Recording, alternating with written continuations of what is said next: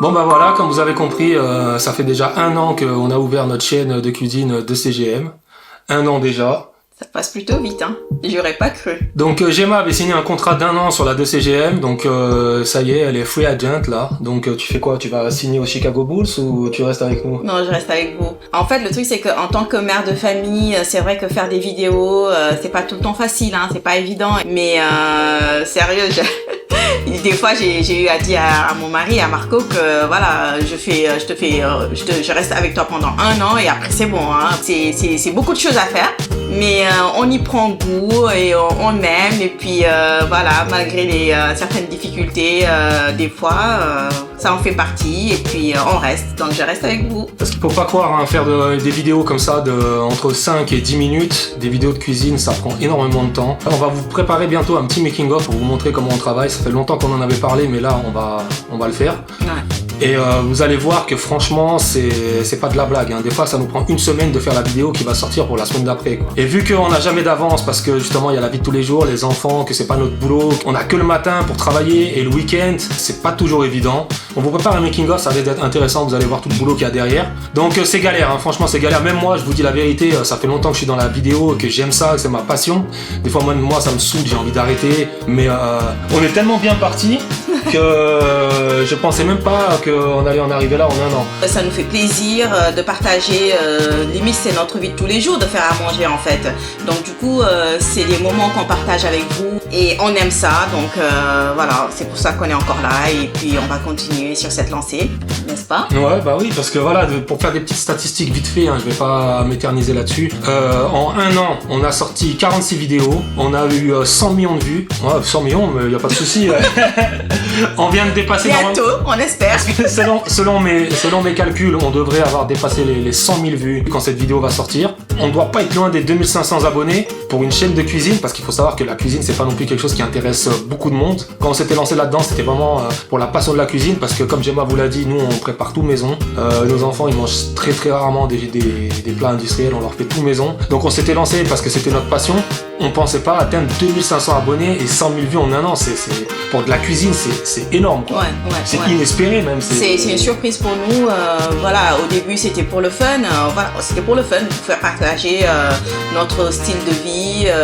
Mais on pensait vraiment pas que ça allait prendre autant d'ampleur et tout. Et qu'il y a des gens qui aiment. Il y a des gens qui aiment et il y a des gens qui reproduisent ce qu'on fait et qui nous disent on est content, ça marche super bien, on a refait comme vous avez dit, et puis bon, c'est bien dommage que sur YouTube on peut pas vous montrer les photos, mais voilà, on nous envoie des photos pour nous dire on a essayé et c'est trop bon, et ça fait super plaisir. Ça c'est des trucs qui nous font super plaisir, ouais. L'objectif de la chaîne c'était ça, c'était de partager avec vous nos recettes pour que vous les refassiez à la maison et que vous preniez goût à préparer des choses maison et arrêter de manger des choses de mauvaise qualité. C'était ça l'objectif de la chaîne en fait. Ouais, montrer que voilà, la cuisine c'est facile. On va pas dire que c'est difficile là de faire à manger. C'est plutôt facile, mais après il faut trouver, il faut avoir envie de vouloir le faire, et puis avoir envie de bien manger, avoir envie de manger sainement, et puis quel kiff quand vous avez fait un truc pendant 2 heures et que vous le mangez, que c'est super bon. Quel kiff, quoi. C'est. Bah, faut dire aussi qu'on est de grands bouffeurs, hein. On adore manger. Je crois que c'est ça aussi qui a fait ça aide aussi, ouais. Donc ouais, il y a des vidéos qui marchent plus que d'autres. Il y en a 2 qui ont dépassé les 25 000. Il y en a d'autres qui ont un peu de mal à démarrer. On aurait bien voulu que ça soit tout le monde à 25 000, mais bon, on savait avant de commencer qu'il y a des recettes qui intéresseraient plus de monde que d'autres. J'ai analysé que le fait que Gemma soit sénégalaise et que ça soit elle qui présente, peut-être aussi les plats sénégalais sont plus mis en avant, parce qu'il y a quand même une tendance qui fait que tous les plats sénégalais ont beaucoup plus de succès que les autres. Après, on était parti sur une cuisine du monde, parce que c'est comme ça qu'on mange au quotidien. On aime bien tester de nouvelles recettes de tel ou tel pays. Parce qu'en fait, le truc c'est que si on faisait une chaîne de cuisine avec que des recettes sénégalaises, finalement ça allait tourner en rond assez rapidement. N'importe quel pays, si on prenait qu'un seul pays, ça allait tourner en rond assez facilement, quoi.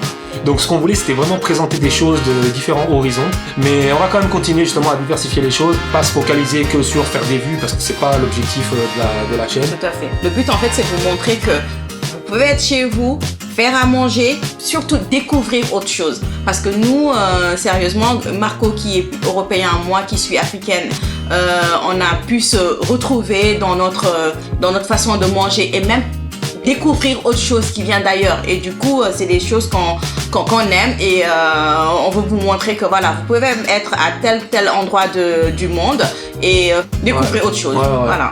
C'est pas parce que vous êtes sénégalais, vous devez manger que des plats sénégalais. C'est pas parce que vous êtes français, vous devez manger que des plats français. Justement, comme l'a dit Gemma, notre façon de cuisiner, que ce soit elle ou moi, on cuisinait déjà avant d'être ensemble. Notre façon de cuisiner, elle a beaucoup évolué depuis qu'on est ensemble. Ah, vachement. Ouais. Le fait justement de mélanger les deux cultures qu'on avait nous, plus après rajouter tous les autres pays qui nous intéressent aussi, rajouter tout ça dans notre façon de voir les choses au niveau de la bouffe, c'est vraiment très très intéressant. Franchement, je pense vraiment qu'il faut pas rester dans des choses de sectaires, de moi je viens de tel pays, je mange du tiède, moi je viens de tel pays, je mange du bœuf bourguignon. Nous, on n'est vraiment pas dans ça. On sait que de toute façon, il y a du bon dans chaque pays. C'est ça. Et on essaie justement d'aller taper partout là où c'est bon, manger des choses variées, pouvoir utiliser des ingrédients qui sont différents, en découvrir des nouveaux. C'est sans fin en fait, c'est nous, c'est notre ADN, voir autre chose, ouverture de culture, ouverture d'esprit, parce qu'il faut se dire que si dans la cuisine, si on n'est pas ouvert d'esprit, après ça va pas le faire. On va rester coincé dans notre cocon, alors qu'il y a plein de choses à découvrir. C'est vaste, et c'est ce qu'on veut montrer aussi à nos enfants déjà. C'est une façon de leur faire découvrir le monde à travers la cuisine en fait. Voilà. Donc on espère que ça durera encore longtemps. Nous en tout cas on est motivés. On va garder les deux formats qu'on a actuellement. Donc le format tutoriel bien sérieux où on vous explique tout, on vous explique où sont les pièges, on vous montre tout. On n'est pas dans la triche d'essayer de faire semblant de vous montrer un résultat alors qu'on l'a pas préparé. On sait qu'il y a des fois des petites manips où il faut un peu d'entraînement, que c'est pas forcément évident directement. Donc on vous montre absolument tout. S'il y a un problème qui peut se passer, on vous explique ça. Si on peut trouver un substitut, parce que c'est ça aussi le problème dans la cuisine du monde, c'est qu'il y a des ingrédients qui sont pas forcément faciles à trouver pour tout le monde, selon là où on se trouve. Donc on essaie toujours de vous proposer une alternative. Ça, je confirme. Que vous puissiez faire le plat sans que ça dénature trop la recette. Mais comme on vous l'a souvent dit, c'est pas parce que vous n'avez pas tous les ingrédients que c'est la fin du monde. Donc il faut essayer de voir en fait où est l'ADN du plat. Qu'est-ce qu'on a essayé de faire? Nous, par exemple, des fois, on découvre des nouvelles recettes, comme le plov, par exemple, qu'on vous a fait, le riz pilaf ouzbek. Cette recette, on l'avait vu en vidéo dans un reportage sur l'Ouzbékistan, c'était les fêtes, ils nous avaient montré ça. Ça nous a fait directement penser au benetchin, donc qu'on fait au Sénégal, et on s'est dit, ça, on peut pas le louper, c'est impossible. Et donc, on avait compris qu'est-ce qu'ils veulent faire, et du moment où vous avez compris ça, après, ça glisse tout seul. Il faut pas se mettre la pression de je vais pas réussir, j'ai jamais fait, j'ai pas les ingrédients. Il faut essayer les choses, et après, essayer de s'améliorer. Vous allez peut-être pas réussir du premier coup. Là, il y avait un abonné qui nous disait qu'il allait faire des bokits samedi dernier. Donc j'aimerais bien avoir son retour sur s'il a réussi à les faire. On sait qu'il y a une petite difficulté justement à avoir la bonne température pour que ça gonfle correctement, mais avec un peu d'entraînement, ça passe tout seul quoi. Et même si vous l'avez loupé, ça veut pas dire que ça sera immangeable. C'est ça qu'il faut se dire. C'est ça. Donc on voudrait remercier tous ceux qui s'abonnent, tous ceux qui nous suivent, tous nos fidèles, on va dire. Vous êtes de plus en plus nombreux, on arrive quasiment à 2500. Si vous voulez nous soutenir au maximum, il faut cliquer sur nos miniatures quand on sort une vidéo et regarder la vidéo au maximum, la regarder en entier. C'est ça qui fait que YouTube va mettre nos vidéos en avant. C'est le meilleur moyen de nous soutenir. Soyez fidèles. Donc on avait dit mardi à 17h30, mais bon, vous avez vu qu'on a du mal à tenir la cadence. C'est compliqué. Voilà. Très compliqué. Donc j'avais dit on gardait le format tutoriel et on va garder aussi le format vlog. Le format vlog qui a un gros succès, on pensait pas que ça allait être... Le format vlog a même plus de succès que le format tutoriel quoi. Alors que nous à la base c'était pas ça qu'on voulait faire, mais bon on va garder ça. D'ailleurs on a notre deuxième chaîne qu'on a ouvert où on fait que des vlogs justement qui n'ont rien à voir avec la cuisine, la chaîne du clan GM, je vous affiche le lien par ici. Notre deuxième chaîne de vlog en famille. On va commencer à mettre plus de contenu. Là encore, une grosse surprise. On a mis quoi? 3 vidéos. La vidéo au village en Casamance, elle a dépassé les 23 000 vues en 2 semaines. C'est pour avoir 25 000 vues sur le Yassa qu'on avait fait, il a fallu attendre quasiment 6-8 mois. Là, en 2 semaines, on l'a fait. C'est là qu'on voit justement que la cuisine n'intéresse pas autant de monde que le reste. Quelqu'un qui veut rendre du boulot, qui veut se détendre, il ne regarde pas forcément une vidéo de cuisine. Moi, je sais que je faisais ça, mais bon, voilà quoi. Donc merci à tout le monde. Je voudrais en placer une à l'homme de l'ombre qu'on appelle Lil Bugs. Mon beau-frère, le grand frère de Gemma qui s'occupe de toute la partie son. Donc mixer les voix, c'est pas toujours facile parce qu'on n'a pas beaucoup de matériel encore. Donc c'est pas forcément facile pour lui de travailler la voix à chaque fois, sachant qu'il n'a pas que ça à faire non plus. De nous faire des productions, donc des instrus originales à chaque vidéo. C'est une instru originale qu'il a composée de H à Z. C'est un travail phénoménal. Big up à toi frérot. C'est trop Tu nous fais vraiment du bon boulot et puis merci encore. C'est dingue, des fois je lui envoie la vidéo le lundi matin pour sortir ça le mardi soir. Il se couche à je sais pas quelle heure, il m'envoie ça dans la nuit à 4h du mat. Franchement, on te remerciera jamais assez pour le travail que tu fais. Et rien que pour ça, je pense qu'il faut qu'on perce. Non, c'est dingue, c'est dingue. Franchement, on est que 3 sur le projet, on est que 3. Tout le monde est au niveau. Y a pas à dire. Je veux pas nous lancer des fleurs, m'en lancer à moi-même, parce que je fais quand même le boulot de peut-être 20 personnes sur ce projet. C'est vraiment, ça fait plaisir. Moi qui aime le boulot bien fait, je suis pas déçu pour l'instant. Je voulais dire aussi un merci à ma maman, parce que des fois quand je bug sur certains sujets et tout, j'appelle et tout, après avec ses conseils, ça aide un peu aussi. Et merci à elle. Donc on vous a préparé un petit gâteau. C'est un peu une tarte au citron meringuée, mais elle est revisitée. On l'a fait en version Casamance en fait. On a fait une pâte sablée avec de la noix de cajou à l'intérieur. Et on a fait une crème avec le jus de pomme de cajou que je vous avais fait dans le vlog sur la noix de cajou, la première partie. Donc ce qu'on va faire, on va pas parler non-stop pendant 30 minutes. On va passer en cuisine. On va vous montrer comment on a fait cette fameuse tarte. Et après, on la dégustera avec les enfants, hein, les enfants qui participent de loin, on va dire, à la chaîne de CGM, mais bon, ils font partie du clan, hein. Ils mettent un peu la main à la pâte, on essaie de leur apprendre justement à faire à manger, qu'ils aient envie de le faire, qu'ils voient pas des parents qui mettent des barquettes au micro-ondes tous les jours. Je pense vraiment, hein, sans vouloir juger quoi que ce soit, que quelqu'un qui met des barquettes tous les jours au micro-ondes, son enfant, il aura pas envie de faire à manger. Il aura pas envie de rentrer en cuisine et de se dire tiens, je vais faire à manger, parce que toute sa vie, il aura mangé ces trucs de... Et surtout le fait de voir les parents entrer en cuisine, et parce que voilà, être dans la cuisine, c'est pas non plus facile, ça demande de l'énergie. Et je crois que le fait de voir les parents qui sont à fond dessus, quand on amène au petit son assiette, ça va lui donner envie de manger ce que, voilà, j'ai vu mes parents faire, j'ai vu mon père faire, j'ai vu ma mère en cuisine, elle s'est fatiguée pour ça. Donc le minimum que je puisse faire, c'est de manger quand même. Donc merci à tous. Encore une fois, merci, continuez de nous suivre et on se retrouve en cuisine, petit flashback, comment on a réussi à faire ce gâteau. Et pour certains, continuez, essayez les recettes, envoyez-nous des photos si possible, on essaiera de mettre sur Instagram ou sur Facebook. On n'a pas encore eu le temps de développer Instagram et Facebook correctement parce que YouTube ça nous prend tellement de temps que là c'est vrai qu'on a du mal à alimenter. On a quand même nos pages, donc je vous mettrai les liens juste là, on les met à chaque fois, il y a quand même des gens qui s'abonnent, mais bon c'est pas notre priorité pour l'instant, mais on essaiera justement, envoyez-nous vos photos, on essaiera justement de développer la page Facebook avec vos photos. Et merci à YouTube pour les statistiques qu'ils nous donnent, c'est super détaillé, j'adore les statistiques, j'adore les chiffres, donc j'adore regarder ça, je pourrais regarder ça pendant des heures. C'est super détaillé, on voit beaucoup d'informations, merci à YouTube pour autant de précision. Donc du coup on va commencer par notre fond de tarte. Là j'ai sorti mon petit carnet où j'ai noté mes recettes et tout. Ton grimoire? On part sur une pâte sablée, j'ai déjà tout pesé. Techniquement c'est de la poudre d'amande. Vous pouvez remplacer ça par n'importe quel oléagineux. Noisettes, amandes, cacahuètes, vous pouvez tout transformer en poudre, ça marche très bien. Donc vu qu'on est en mode Casamance, on va le faire avec nos noix de cajou. D'ailleurs la suite du vlog sur la noix de cajou arrive bientôt là. Donc on va tout réduire en poudre et pour ce faire on a sorti notre hachoir. J'envoie d'abord. Hop. Et je mets en marche.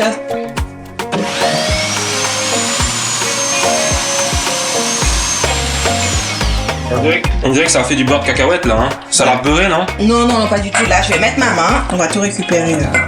C'est assez fin, tu penses? Ouais, je crois que le résultat est plutôt pas... Ouais, on est plutôt pas mal là. Ouais, d'accord, ok. 250 g de farine. J'envoie le beurre. Donc, noix de cajou qu'on vient de mixer et tout. Allez. Vous avez vu, beurre bien pommade. À sortir la veille pour ceux qui habitent dans un pays où il fait pas très chaud parce que souvent on se fait avoir. Ouais, on s'est souvent fait avoir, genre on veut faire une pâte sablée, on est en plein hiver, après on se retrouve avec un beurre qui est tout figé, il faut attendre des heures. C'est galère après, hein. Ouais. Allez, on se met au sablage. T'es devenue la professionnelle des pâtes hein, depuis un petit moment là. Ouais, c'est pas pour me faire mousser, mais je fais ça trop bien. Ah, moi j'en fais même plus. Hein. J'ai passé le relais depuis un moment. L'élève a surpassé le maître. Ouais, de malade. Franchement, ça devient une habitude là avec toi. Hein. Fais-nous voir ton sable là. Voilà. C'est suffisant hein. C'est beau. Ouais, c'est pas mal. On envoie le sucre. Et puis on envoie l'œuf et puis voilà. Hein. Ouais, c'est facile. Un œuf entier. C'est facile quoi. Ouais, c'est plutôt facile. On avait déjà vu cette recette dans nos sablés à la confiture pour la spéciale goûter. Là, on fait une version un peu différente avec la noix de cajou. On fera quelques sablés sur le côté pour voir ce que ça donne pour goûter. Ouais, on va faire ça. Peut-être qu'on tient quelque chose, hein. On va fraiser, mais vraiment vite fait. Ouais, parce que là, c'est pas homogène. Hein. Ouais. Voilà, j'ai mis un peu de farine dans mes mains pour pouvoir enlever toute la pâte qu'il y a dessus, pour pouvoir former ma boule. N'hésitez pas, hein, si vous voyez que ça part pas, de mettre un peu de farine sur les mains et vous pouvez vraiment reprendre un tout petit peu. Merci mon chéri. De rien. Là, je forme ma boule. Hein. Ça commence à prendre forme. Elle est belle, hein? Comme moi. Arrête de couiner là. Allez, on va filmer tout ça là. Direction le frigo et on se retrouve après. Pour le maximum de temps, jusqu'à ce que ça se fige et puis qu'on puisse la travailler, l'étaler correctement. J'ai sorti la pâte du frigo. On pourra bien l'étaler, on pourra bien la travailler, la façonner comme on veut. Donc, parfait. On va tartiner du beurre dessus. Un peu de farine. On enlève l'excédent de farine. N'hésitez pas à bien fleurer votre plan de travail parce que vu qu'il y a beaucoup de beurre dans la pâte, c'est une pâte qui colle beaucoup. Et encore, on a la chance qu'il fasse pas trop chaud. Hein. Parce que quand on fait ça en été, là, c'est une catastrophe. La pâtisserie en été, de toute façon, c'est une catastrophe. Je déteste. Alors, on va étaler ça assez épais. Comme ça, on va bien la faire cuire et ça fera une petite épaisseur qui va donner du croustillant pour contrebalancer avec la crème qu'on va mettre à l'intérieur après. On peut voir que la noix de cajou n'a pas été super bien mixée, du coup ça a laissé des bouts un peu plus gros que d'autres. Je pense que ça risque d'être intéressant au niveau de la texture en bouche et tout. Je pense que ça va être intéressant cette histoire. Si vous avez bien remarqué, ma pâte je l'ai séparée en deux. Donc vu que le moule il est petit, on va faire un côté tarte et un autre côté on va faire des biscuits. Des biscuits sablés. Pour goûter notre pâte. Donc là on va couper à hauteur avec le dos d'un couteau.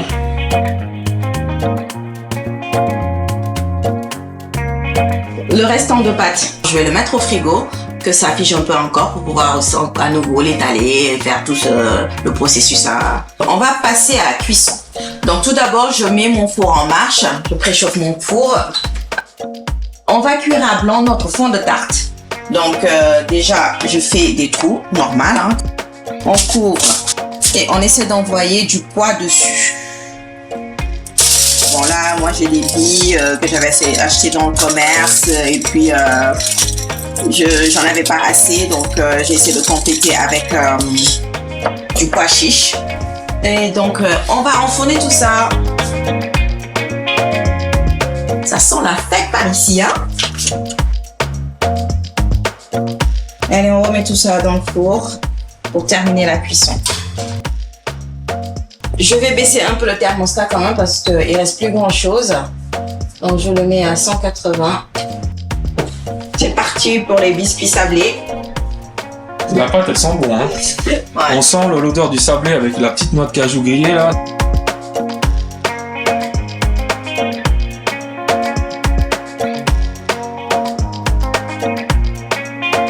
Voilà, la couleur me plaît, bien dorée et ça a l'air bien croustillant. On va bien laisser refroidir et pendant ce temps, j'enfourne mes biscuits sablés. Alors pour garnir notre fond de tarte, on va faire une crème avec ce jus. Qui se souvient de cette bouteille?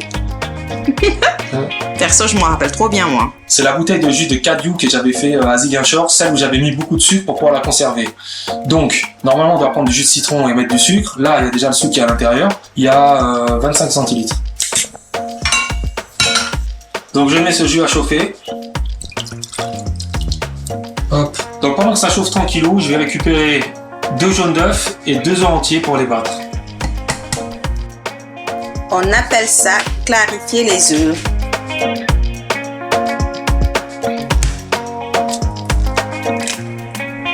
Donc là j'ai mes 2 blancs d'œufs, ne les jetez pas, j'en aurai besoin pour la suite de la recette. Donc, je bats mes œufs.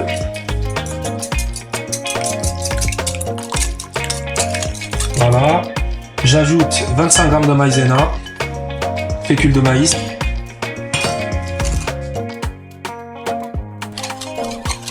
Voilà. Allez-y progressivement avec la maïzena, ça vous évitera d'avoir des grumeaux et de devoir galérer. Donc j'ajoute ce mélange à mon jus. On fouette bien. Et on récupère le tout avec une spatule. J'augmente le feu, je fouette pour que ça coagule. Donc raclez bien les bords pour pas que ça brûle. Là on voit que ça commence à coaguler. Donc la couleur est pas ragoûtante, mais bon, c'est le goût qui nous intéresse. T'as pas prévu de rajouter quelque chose pour aromatiser un peu? Non, on va garder le goût naturel, la couleur est moche, mais bon. Donc c'est un peu liquide, hein, mais ça va épaissir quand ça va figer. Perso, je trouve pas la couleur si moche que ça, hein. Ça fait un effet caramel. Donc pour finir, je rajoute une touche de beurre pour ajouter un peu de rondeur. Comme vous pouvez le voir, j'ai un fouet qui est 10 fois trop petit. On va garnir notre tarte. Donc je démoule mon fond et j'envoie ma crème.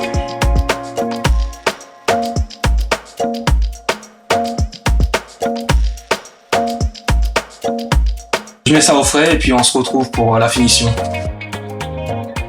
Notre gâteau a bien refroidi. On va essayer de décorer tout ça avec une meringue italienne. Je vais monter mes blancs en neige. C'est les blancs d'œufs qu'on a récupérés de la crème qu'on a fait tout à l'heure. Donc du coup, j'envoie tout dans ma cuve. Allez, c'est parti. Mes blancs ont bien monté. Je vais rajouter un sirop de sucre.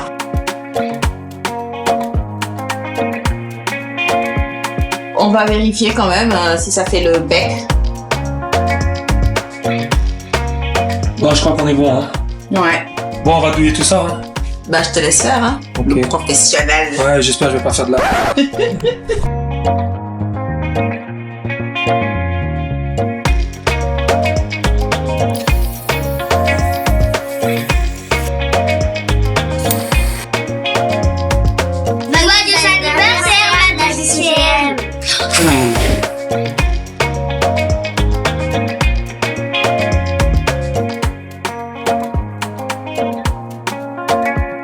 Ouais, la couleur de la crème de cajou là, c'est pas super. En fait, ça s'est oxydé. J'aurais dû mettre du citron pour fixer la couleur. Qui veut goûter? Moi! Je me dis, c'est un goût de quoi la crème? Non, c'est un goût de quoi la pâte de crise? La pâte de crise, elle a un goût de cajou. Bon, moi aussi, je vais goûter mon gâteau quand même. Hein. Ouais, bah, bon. Mais c'est beaucoup trop bon, chérie. T'as vu le goût de cajou? Ah, c'est voyage en Casamance direct là. Bon, la tarte sablée, c'est quasiment la même chose hein, d'avoir mis la noix de cajou à l'intérieur. Ah ouais. Là, on est à Ziguinchor sur le bateau. On est en train de partir à Ziguinchor. On est arrivé à Kandjalang ou à Grand Yoff. Je parle de Kandjalang parce que j'avais une tante à Kandjalang qui avait devant chez elle plein d'anacardiers. C'est vrai. Et ça fait penser à cet endroit justement. Ah, c'est bon, c'est pas sucré, c'est léger. C'est... Joyeux anniversaire à nous, à bientôt. Joyeux anniversaire à 2 6e.